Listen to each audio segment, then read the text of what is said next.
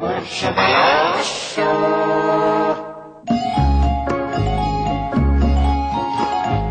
Ecco una cosa non proprio nuova. Orso Balosso seduto si trova sotto un bell'albero. Tutti diranno: già, sta per fare un dolce sonno. Proprio così. Ecco, è sdraiato, chiude gli occhi e ben beato Balosso incomincia a russare. E anche questo non può mancare. Sì, lui è beato, ma c'è qualcuno dentro quel tronco di pelo bruno che del russare non è contento.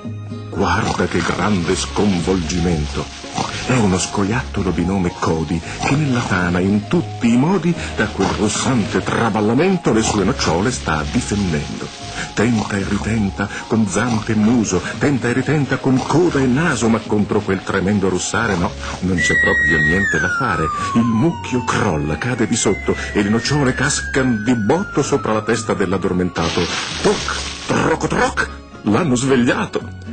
Ed ecco Cody che molto furioso scende a sgridare quel rumoroso.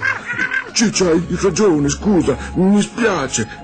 Balosso cerca di fare la pace. Senti, ho un'idea eccezionale. Prima mangiamo un po' di nocciole, poi io ti aiuto a rimetterle in tana e se la tana non sarà piena andrò a trovartene altre nel bosco.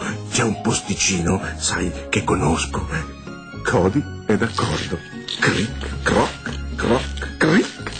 Con le nocciole fanno il picnic.